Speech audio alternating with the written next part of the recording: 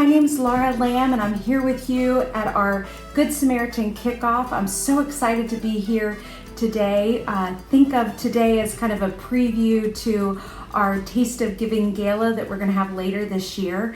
And I'm so excited to be a contestant this year, this fall. When Joy shared it with me earlier this year, I was so excited because I was very proud to tell her that I had been in a cook-off several years ago at a Ziegler conference at the Sagamore, and I won.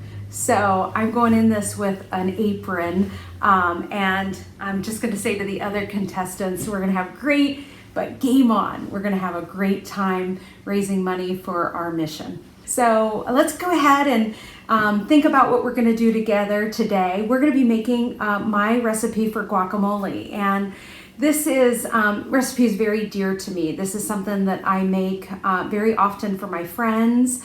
My friends often request my guacamole, and I also make it for my family.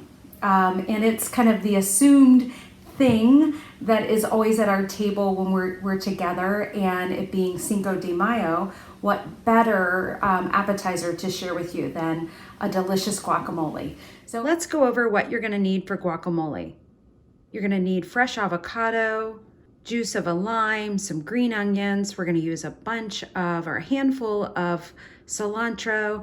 And then you may be surprised to see salsa on my counter. That's kind of the secret sauce. It packs a lot of punch. It gives it a chunk, kosher salt, and some freshly cracked black pepper. So let's go ahead and get started. So our first ingredient is an avocado, but I am going to show you as we go along kind of just a few of my quick techniques. You just press it in lightly. I let the avocado do the work and let the knife kind of stay there, and then it opens up, and boy, I'm just going to say good planning on my part that we have an avocado that's not brown. I always wait to use my avocados when they're still firm, but they give a little. So this has been on my counter for just a couple days, and it's totally ready to use. So that's kind of step one. So my technique is pretty easy. I have my avocado in one hand and then my knife in the other. Take the avocado, take the knife, and I just gently hit the knife into the avocado, just very gently, and then I swish from side to side. And lo and behold, that allows me to pop out the avocado. And now we have our two sides of our avocado here. So I use a paring knife, and I just take it and I score it. So I'm scoring it. I'll show you on this view, scoring it like that. So I'm essentially making a crosshair, if you will. So one way and then just the opposite. So it reminds me of tic-tac-toe. Okay, and then I just take just a little teaspoon, and I'm going to take this platter over here, and I want to talk about this in just a second, but I'm going to take the spoon, and I'm going to just take the spoon and just get all of those sections out. And what I like about this technique is that you've already diced the avocado by doing it this way. So again, that goes in my trash bowl. This one, I'll show you a variation that some folks like to do. This is kind of fun. So you take the avocado and you just push it out, and you can see all that loveliness just falls all over the counter, and you can just use your spoon to scrape it off. And you'll notice that I put it on a platter, and I do that intentionally because I like to see what I'm working with. So I use a platter so that I can spread out and really get a good idea of how much avocado I have versus the other ingredients. So as I'm thinking about food and being with you, I just thought about how, like I said in the intro, that this is something that I would routinely prepare for my family. And it really got me thinking about how important food is to me in terms of how I show people that I care about them. And, you know, we've all studied the love languages, haven't we? And in many ways, I think for me, one of my love languages, the way I show my love is through food. So my guacamole recipe is as famous as my cupcakes. And it's because I've developed a habit of really connecting with people over food.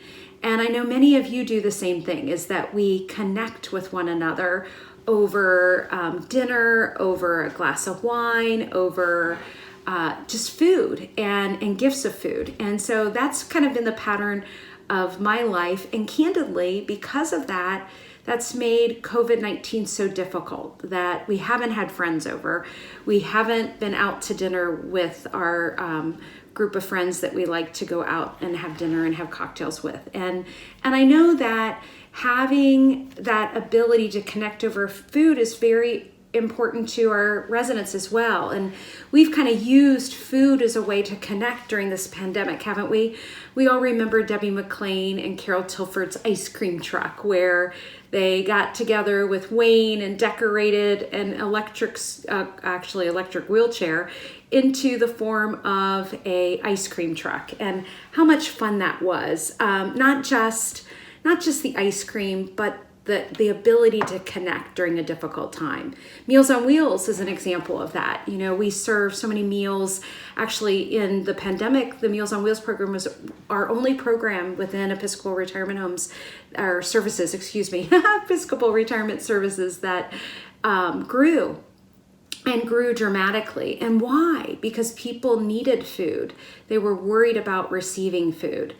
So food is something that brings us together. And I don't know about you, but during this pandemic, I'm walking away saying that food is something that I'll continue, and I can't wait to get back to using it as a way to connect with people that I love and care about.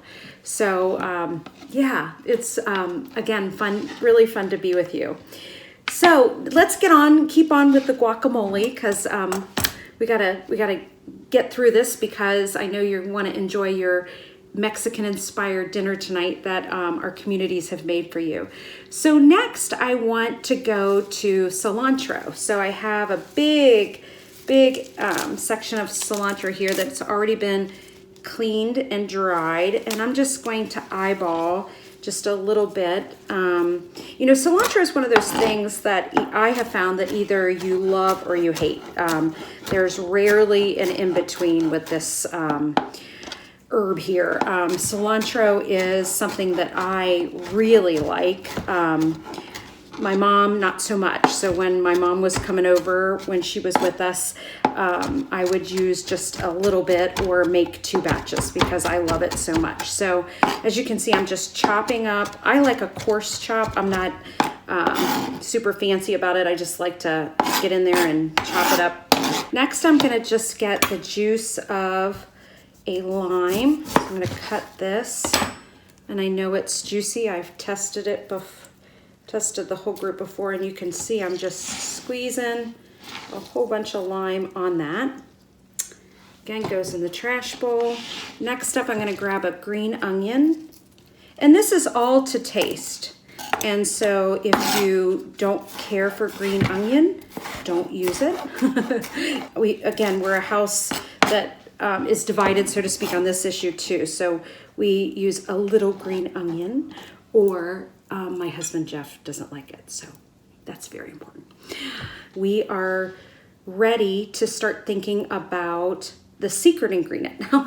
This isn't so secret because I'm going to tell you, but I love to make homemade guacamole, and you know, a lot of people could stop right there and maybe add some salt and go for it. But one of the things that the version of guacamole I really like is using a little bit of salsa to kind of add a little bit of flavor, and then a little bit more chunkiness and a creaminess. So it really helps kind of get the avocado going and just gets a really nice taste. And I love tomatoes. So this is really another reason why I use this platter, because you can see that I'm eyeballing it. Doing it on a platter, I can kind of see it in proportion with one another. And you can see that the salsa is not the headline, it's the avocado. And then the last thing that I like to do before I stir it up is I like to use a good portion of kosher salt. That was kosher salt. And then I use some fresh ground pepper like that. And then I have this nice little wood platter that I can use to mix it all together. And the whole idea is that the mess stays on the platter, but it doesn't go in your serving bowl. So this is exactly the way I like it to look. You know, I don't want it to be red. I don't want it to be all green. I want it to be somewhere that you can see all those components into it. So making a little mess there, but that's real life. So there I have it. There's the guacamole in its almost final form. So at this point, I'd just like to share with you a little bit about my upbringing and why kind of my aha that I've had just recently about the importance of food and why food is something that is so dear to my heart. And candidly, it is really coming from a place where when I was a small child, a child of a single mom growing up, food wasn't necessarily a given.